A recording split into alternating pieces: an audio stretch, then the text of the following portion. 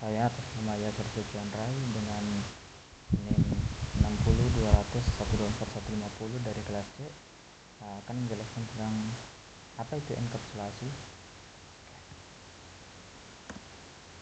Apa itu enkapsulasi? Encapsulation atau enkapsulasi adalah salah satu yang paling terpenting di dalam pemrograman orientasi objek, karena pada tahap enkapsulasi itu menentukan pemberian akses kepada setiap objek ataupun metode. Enkapsulasi itu pada OOP terdiri dari 3, yaitu public, private, dan protected. Enkapsulasi adalah metode untuk mengatur struktur pada kelas dengan tujuan menentukan hak akses pada properti atau metode. Ini bertujuan untuk menyembunyikan informasi dan menjaga keamanan data. Selanjutnya, ketika sebuah properti maupun metode diset menjadi public, maka seluruh kode program di luar maupun di dalam dari kelas bisa diakses, termasuk properti ataupun metode, termasuk juga kelas keturunannya. Selanjutnya ada protected. Ketika sebuah properti maupun metode diset menjadi protected, maka itu hanya bisa diakses oleh kelas itu sendiri dan kelas turunannya. Selanjutnya ada private. Pada saat diset menjadi private, itu hanya bisa diakses oleh kelasnya sendiri, tidak bisa lewat turunan. Ini menjadi penjelasan public dalam kelas sendiri, kelas turunan bisa, dan kelas turunan bisa. Sedangkan protected hanya bisa di kelas sendiri dan kelas turunannya, dan private hanya bisa di kelas sendiri.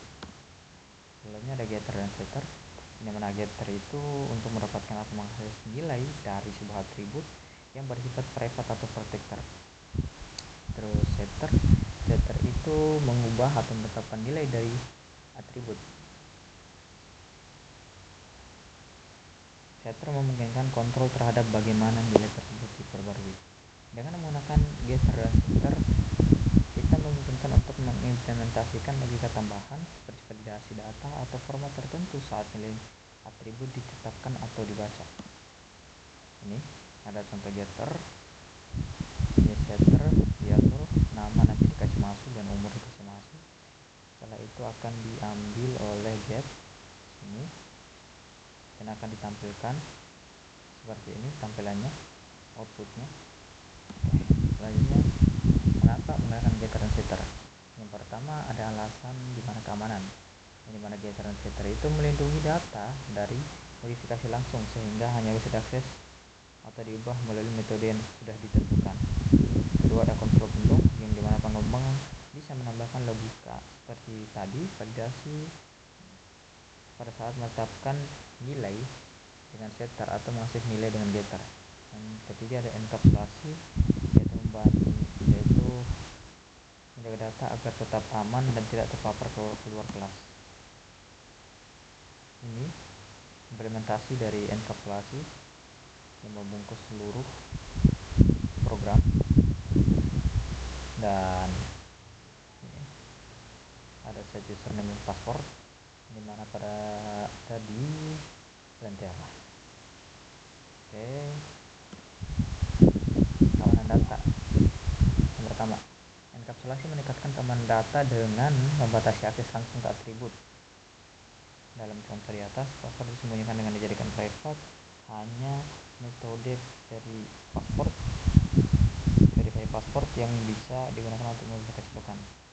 Selanjutnya ada validasi dan enkripsi, yaitu dengan menggunakan enkapsulasi kita dapat menerapkan validasi data secara terpusat seperti memastikan password hanya minimal 8 karakter dan username tidak boleh kosong.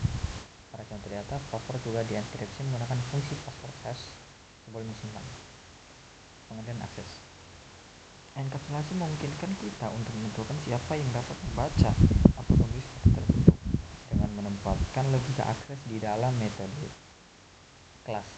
Kita bisa mencegah akses tidak sah dan melindungi data dari perubahan yang tidak kita inginkan. Seperti ini contoh sintaksnya. kontrol dan metode, semuanya metode. Ini verify password untuk enkapsulasi untuk keamanan data. Sekian, terima kasih.